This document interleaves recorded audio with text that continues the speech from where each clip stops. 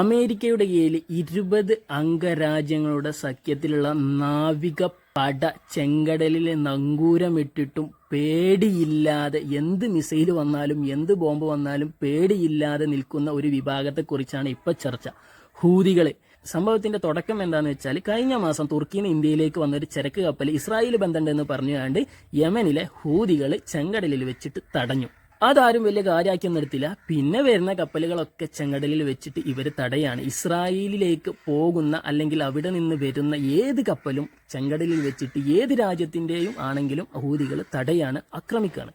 ഈ ഹൂതികൾ ഗസയിലെ ഹമാസിന് പിന്തുണ പ്രഖ്യാപിച്ച് മുന്നോട്ട് വന്നിരിക്കുകയാണ്. ഈ ഹൂതികൾ ആരാന്ന് വെച്ചാൽ യമനിലെ സർക്കാരിന്റെ കെടുകാര്യസ്ഥതയ്ക്ക് ചോദ്യം ചെയ്തിട്ട് മുന്നോട്ട് വന്നിട്ടുള്ള ഒരു പ്രസ്ഥാനമാണ് ഈ ഹൂതി എന്ന് പറയുന്നത്. ഷിയ മുസ്ലിം വിഭാഗമാണ്. പക്ഷെ അവർ വെച്ച് പുലർത്തുന്ന തീവ്ര ആശയങ്ങളാണ്. മറ്റു മതസ്ഥരെ നീചരും നിഷ്ഠൂരരുമായിട്ടാണ് അവർ കാണുന്നത്. അതല്ല ഇസ്ലാം പഠിപ്പിക്കുന്നത്, മുസ്ലിങ്ങളെ പഠിപ്പിക്കുന്നത്, മുഹമ്മദ് നബി പഠിക്കുന്നത്. അത് വേറെ കാര്യം, അത് വേറെ വൈക്ക് പോട്ടെ. എന്തായാലും ഹമാസിന് പിന്തുണയായിട്ട് വന്നിട്ടുള്ള ഈ ഹൂതികൾ ചെറിയ സൈന്യമാണെങ്കിലും അവരടുത്ത് വലിയ ആയുധങ്ങളൊന്നുമില്ല. 20 അംഗസംഖ്യ വരുന്ന അമേരിക്കയുടെ നേതൃത്വത്തിൽ ഇന്ത്യ അടക്കം അംഗങ്ങളായിട്ടുള്ള നാവികപ്പടയാണ് ചെങ്കടലിൽ നങ്കൂരമിട്ടിട്ടുള്ളത്. പക്ഷെ ഒരു കാര്യമല്ല, ഇസ്രായേലിന് 8ന്റെ പണിയാണ് ഇതിൽ കൊടുത്തിട്ടുള്ളത്.